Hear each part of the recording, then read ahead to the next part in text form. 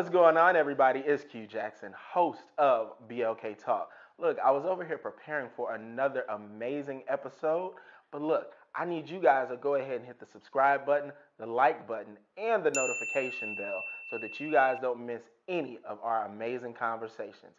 Have a new episode coming to you in 5, 4, 3, 2, 1.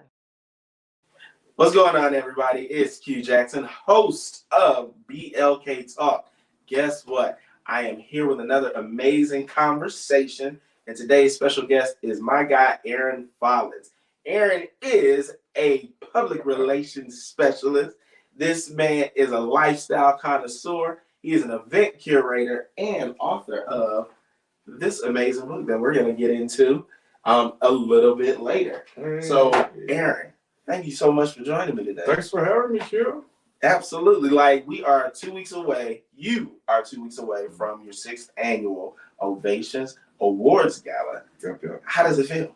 Man, it feels amazing. We're in the thick of it. It's go mode, but it definitely feels amazing. Okay, so we're definitely going to get into that later. But now, for the people who are unfamiliar with you, let us know a little bit about yourself. A little bit about myself. I'm from Louisiana. I've been here in Atlanta 20 years. Like you said, I am a public relations specialist. I came from the media side, so I've been in the game for a good 10, 15 years, just sharing stories. That's the main thing we do, even back then on the media side and even now on the PR side, we're sharing stories. So, first of all, what part of Louisiana are you from? I'm from Baton Rouge. Baton Rouge. So you got a little country. You know what? I get the Southern hospitality, but I don't get the Louisiana twang. And as long as I've known you, I've never gotten the Louisiana twang from you. That's because we worked on that. Mass comm. Now, as far as the media, when I met you years ago, it was on the media side. Yeah. How did you get into media? What was your media interest? The first introduction to media was literally event planning, right? Okay. So I was. Mine too. Wow. Yeah, I was 15, putting on concerts and stuff like that with my best friend in Louisiana. Then through relationships with friends and moving to Atlanta, the entertainment capital of the South. Yes. We just kind of transitioned into the media aspect. So I started a blog, gospellife.com, which was super popular. Mm-hmm. We started a second website, essentiallife.com, where we covered pop culture, interviewing celebrities, and lifestyle content. And we just kind of graduated from there. So what did you learn throughout your time as a media specialist? I learned that sharing our stories, whether it's celebrity news or just everyday people, sharing our stories is important. Having a voice is important. I learned that relationships are important, right? Keeping solid relationships, not always see what you can get out of something, but making sure that you network across, as Issa Rae said.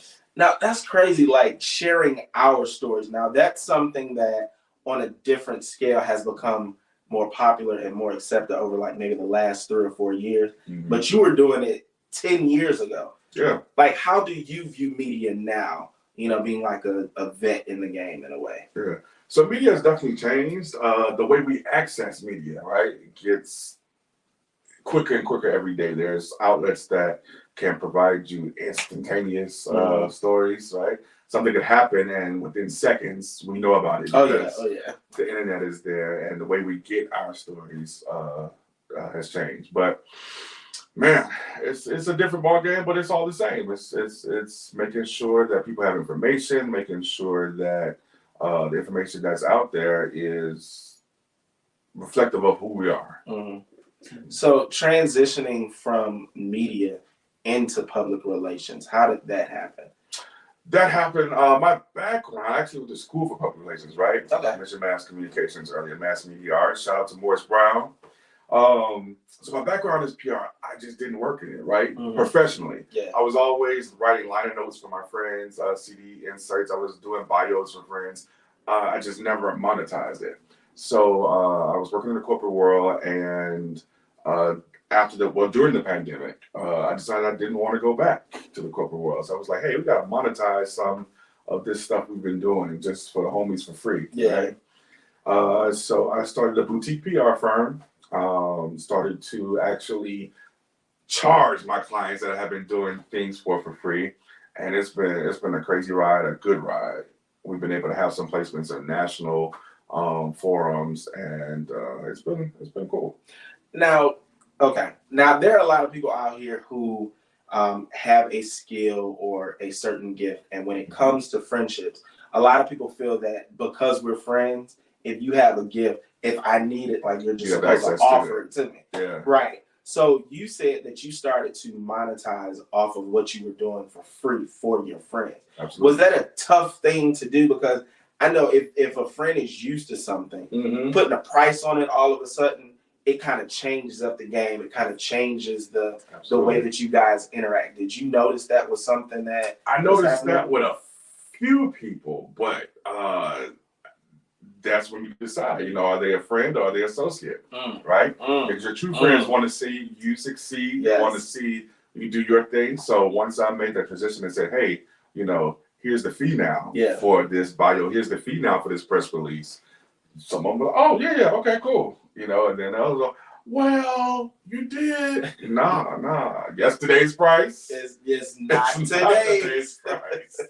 Yeah. Okay.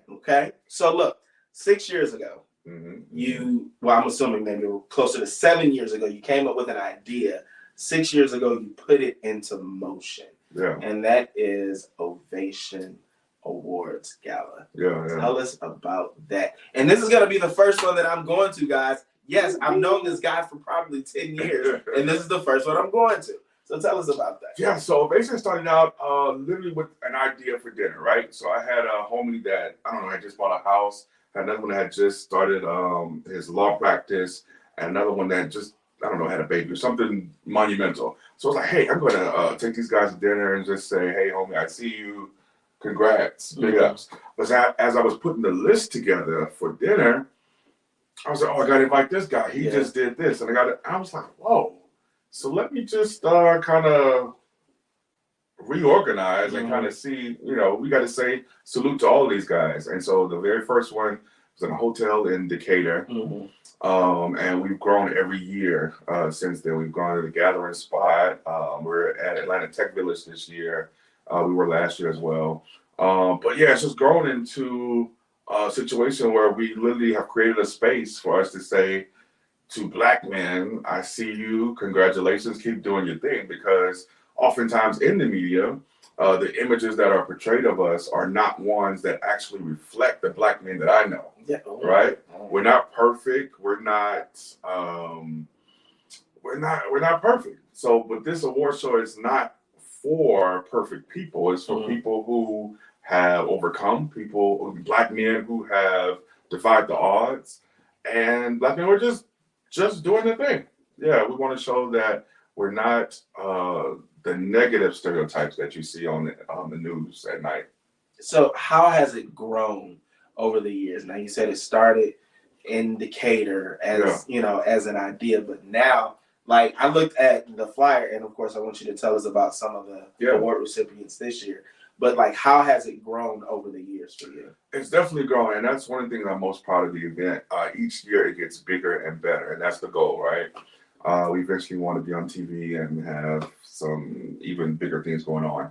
But each year it gets bigger, so there's growth physically in numbers, but also in the quality. Okay. We're doing video packages this year. We haven't done that before, so just the overall show and the process is growing, and that's amazing to witness. So in addition to adding or wanting to add the television aspect to it, what are you looking forward to as it continues to grow? As it continues, just to be able to share even more stories, and even on a larger platform. Like, we have people who apply to be considered, but there's a committee, my board of directors, who actually go through the suggestions, and then sometimes I suggest, hey, I saw this guy doing this. He started a school for Black boys. We have to salute him. Now, even though, like, you're the one that, like, came up with the idea. Mm-hmm. Does your suggestion still have to go through the board, or is it Absolutely. this is what I want and Absolutely. this is what it is? Now there are a few times where I put my foot down like, hey, this there's no voting. This is who we're honoring. But yeah, absolutely. I let the board take all the considerations in, and the nominee number actually fluctuates. Sometimes we try to keep it at 10 because that's just an easy number to kind of manage, right? But sometimes it's 8, sometimes it's 12. I think the most we've done at one time was 15. So it's just like 8 to 15 overall, or is it like per category? Overall. And there's no one particular category. There's people from the education sector, the political sector, entertainment, community. Just as long as you are a black male or identify as a black male, gotta be politically correct, and doing amazing things. The main component is giving back to the community. You can be the CEO of a Fortune 500, but if you're not giving back, what are you really doing? So that's one of our main criteria. It's giving back to the community. Okay, well, I think I got about 6 months to a year until I can get you guys out there to nominate or vote for me, whatever. But so tell us about the recipients this year. This year, man, we have an incredible lineup. It's funny because sometimes you hear stories or you read stories and you don't realize how impactful you just saying thank you to someone can be. Mm-hmm. So we reached out to one of our honorees this year. I'll let him share that story maybe that night. But we reached out to him and said, hey, we want you to be a part of this event. And it just so happens the location that we're at this year, right?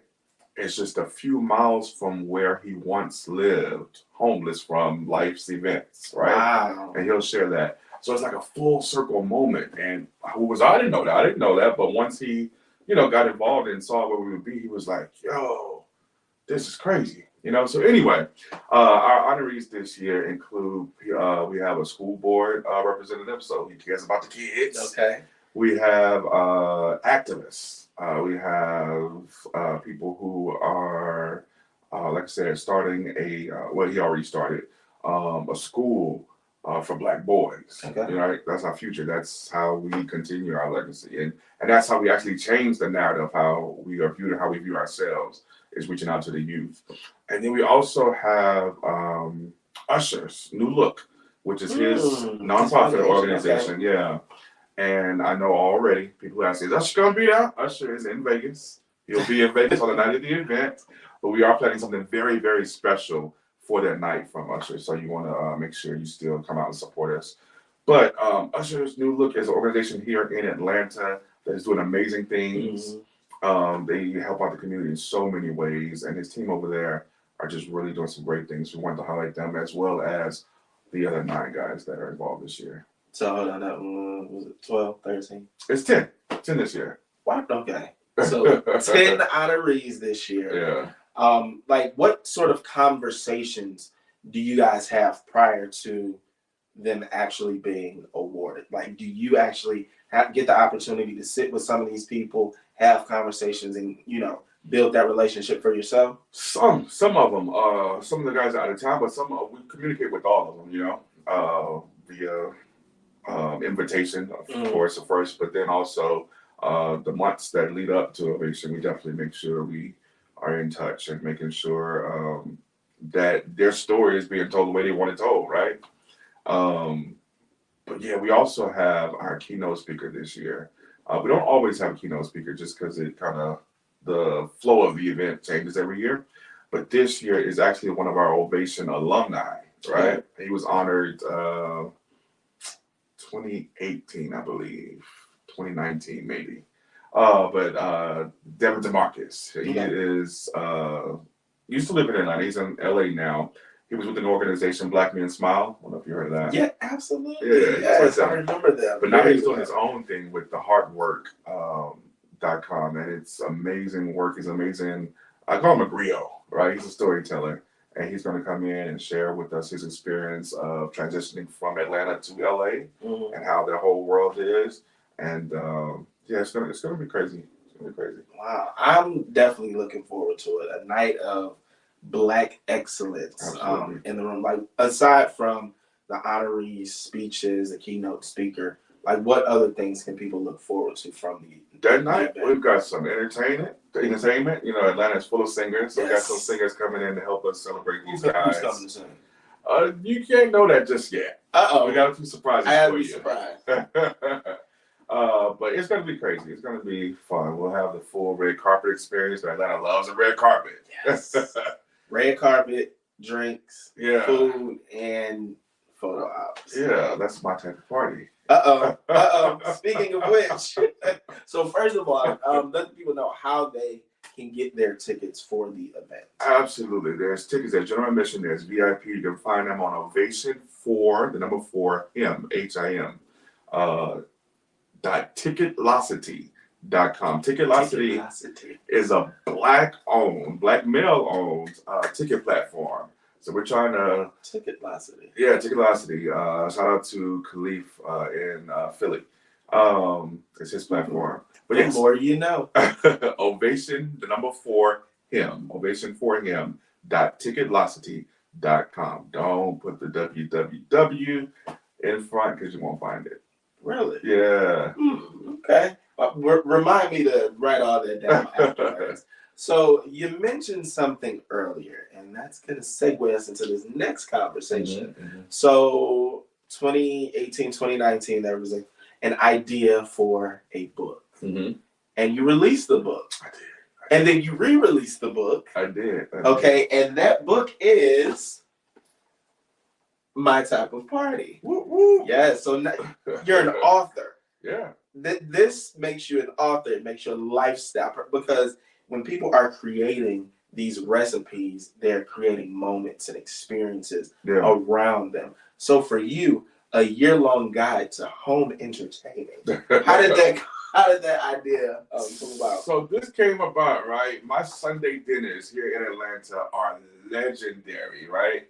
I call them the space where dreams come true and legends are made, right? People have met their romantic partners at my events. They've met business partners at my events. They come and like literally fall asleep because they've eaten so good. Well, hold on. That must be why I'm single, because I didn't come to this legendary party. So Sunday dinners at my place, that was a thing for at least 4 years, right? Okay. And I had moved from a few places within that 4-year span. And so I was like, yo, we still have a good time, whether I'm in a 1-bedroom apartment or a 3-bedroom, house. Yeah. And so this book is a guide to entertaining at home, no matter your space, no matter your party size. We've got recipes in there. So it's not a cookbook. A lot of people are asking if it's a cookbook. It's not a cookbook. It's an event planning book.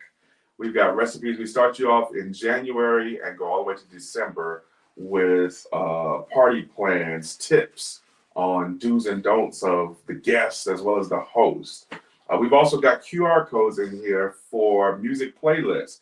You put you put your phone on the QR code and it pulls up a curated playlist, Apple Music or Google, that I've created specifically for these events. Like you're on the Mother's Day brunch right now. Yeah. So shrimp and grits is never a fail. But yeah, you can literally, so let me show real quick. I don't know if they can see this, but you can, the QR code, pull up the playlist. There's a little background on the Mother's Day event. There's the menu for Mother's Day, and then it goes into recipes.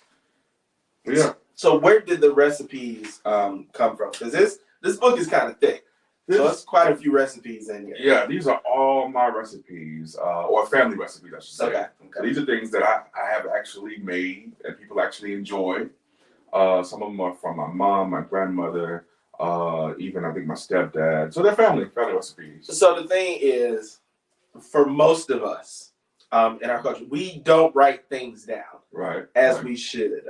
We just know by eyeing it, or cooking with love, as some people's grandparents would say. Did you have to go back and actually like measure out everything so that you can put so that you can share what to accurately put in these recipes? Well, once again, it goes back to sharing our stories. This is just a different way to do so, right? But yes, it took my project manager and I a year. Shout out to Genevieve. It took us a year to go through and actually test each recipe out. Yeah, so we did that for a year and make sure the measurements are right. And another thing I like to say, it is super, super easy. So we didn't do a traditional style where, you can't understand it or it just takes a lot to figure it out. Super, super easy for the cook who cooks a lot or the cook who doesn't. Yeah. Yeah, because a lot of people say, well, I don't really cook. You can do the stuff out of this book. See, now one thing I love to do is eat. But the second thing I love to do is actually cook. I'm that type of friend as well that, every Sunday or when it's nice outside, I'm throwing something on the grill, I'm cooking, saying, hey, come over. I'm actually trying to figure out what to cook today. But I'm definitely looking forward to some of these recipes because I've seen some things in here that I've cooked before, but I've seen a couple ingredients that were a little different than what I'm used to. Yeah. But I'm excited to Creole lamb sliders. Like what? I definitely want to try some of that. Yeah. The Grand Marnier French toast casserole. Yeah. I'm excited now. I want to press end so I can go downstairs and start cooking. But for these collard greens, y'all, these things look good. So what's next for you with this? Because I know this can't be it. You're not just gonna give us a little bit of that and then just take it away. We definitely want to. We're gonna get some content going because we want to do some live versions of my type of party, right? Okay. So we may have some parties. That sounds awesome. Yeah, we may have some parties and just kind of film it and see where it goes. Okay, make sure I'm on that invite. Absolutely. Look, I'll bring whatever we need. So for you, what motivates you? Because there's so many things that you've accomplished, and I know there's so many things that you have yet to accomplish. But your motivation to keep going and to keep accomplishing things, what is that? Yeah, I think all creatives can agree that your mind is constantly going. So you have these ideas, and before you can even finish one, your mind is already planning the next thing.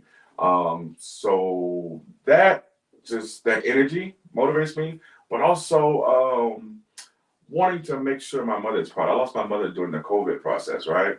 And just wanting to make sure she definitely expressed her proudness of me while she was alive, but just wanting to make sure that everything I do is something that she would be proud of.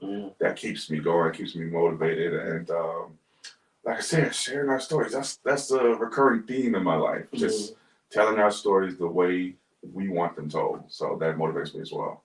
So when people get to know Aaron, or for people that have yet to encounter all of your greatness, what is something that you want these people to know about you? First of all, it's so funny to hear you call me Aaron because everybody calls me by my last name. Of course, you got to say, the government for that. But it's so funny to hear Aaron. I don't hear it that often. But something I want you to know, I'm just a cool guy. Lay it back,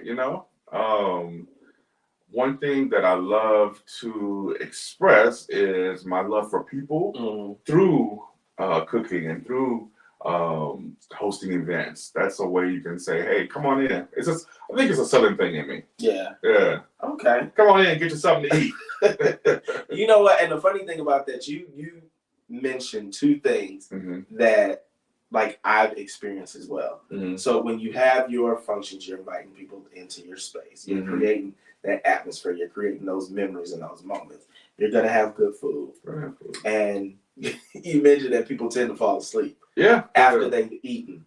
And I too have experienced that. And my friends, and I'm not going to lie, at one point in life, I was just like, stop calling me that. Yeah. But I now understand that in a way it's like a seal of approval or a badge of honor. My friends call me Nana. Okay, and they used to piss me off. However, I understand that when you go to Nana's house, you're going to eat. You're gonna feel safe from the world. You're gonna feel comfortable, and then I say you're gonna eat because Nana will make sure that you're full, and that is what I bring to my friendship. Yeah. And it seems like that's what you bring to yours as well. Absolutely. If I have an event and I see people taking to-go plates, that's like the ultimate, okay, we did good today. Now look, this is what I want to know, because I've done this and I have like video in my phone.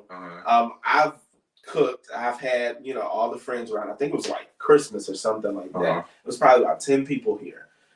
So I don't eat first. I let everybody else make their plate, and then I'll make my plate and eat. Yeah. But what I did before, and I never noticed that I did this until I pulled my phone out and started recording. I'm sitting around and I'm watching the face of everybody that's eating before I eat. Like, I want to see what that food just did to your mouth. I don't necessarily do that, but I do wait to see what the plates are like afterwards. If you're headed to the trash can and turn it over, yeah, we might not want to cook that again. Right. But if I come back and see what my mom used to call happy plates, empty plates, then okay, we did pretty good today. Okay, see, I feel it. So what's next for you? We have Ovation, we have the public relations, My Type of Party Live.